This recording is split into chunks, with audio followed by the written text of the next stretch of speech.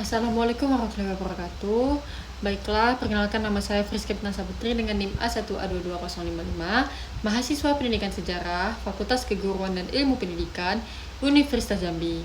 Kali ini saya berkesempatan untuk mereview artikel untuk memenuhi tugas sejarah Australia dan Oceania yang diampu oleh Ibu Lisa Rukmana MPD. Kali ini saya akan mereview artikel yang berjudul Australia dalam bingkai kolonialisasi dan keterlibatannya dalam Perang Dunia.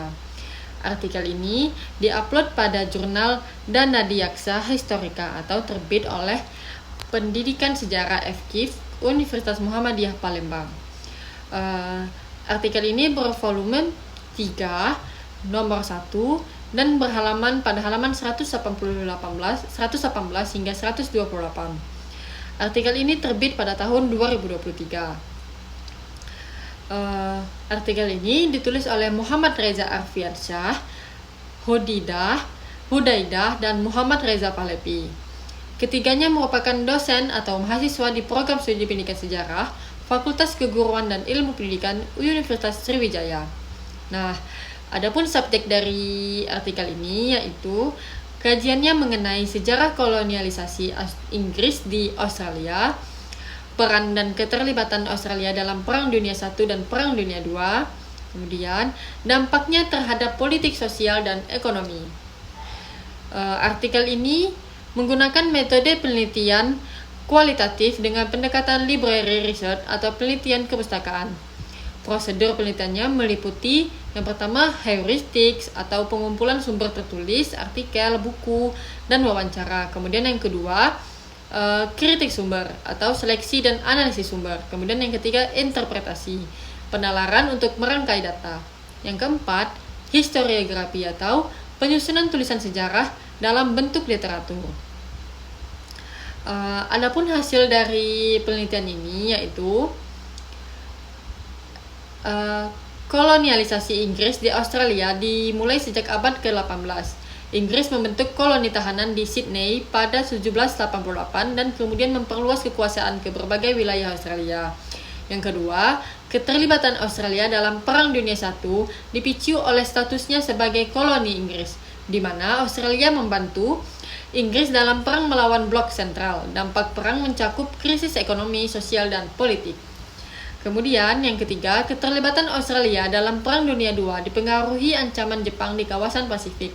Australia tertentu untuk membangun pertahanan sendiri karena bantuan Inggris semakin terbatas.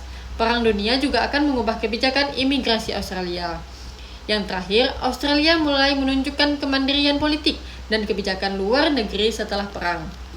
Meski tetap terikat hubungan dengan Inggris dalam kerangka persemakmuran.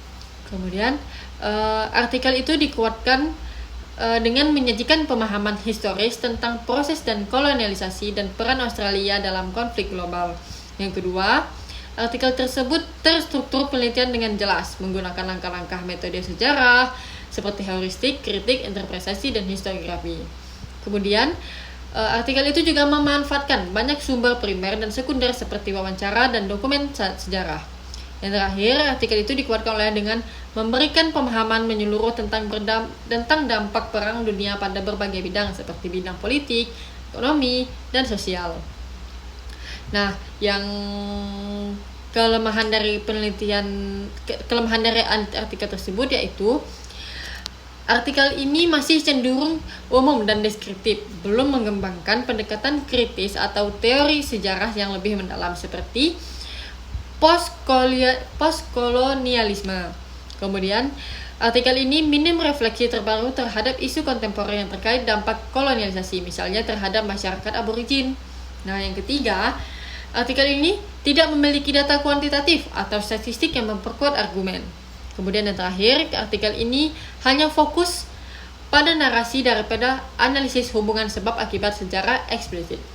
Dari keseluruhan yang sudah kita bahas tadi, yang sudah saya review, artikel ini berkesimpulan yaitu memberikan gambaran historis mengenai perjalanan Australia dari negara koloni menjadi bangsa yang berdaulat dan terlibat aktif dalam sejarah global.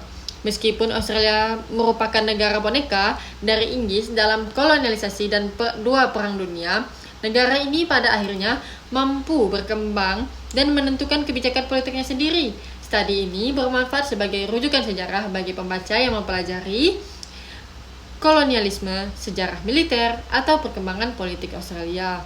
Nah, tadi merupakan sebuah review dari saya mengenai artikel tersebut. Lebih dan kurang mohon maaf. Wabillahi taufiq wal hidayah. Wassalamualaikum warahmatullahi wabarakatuh.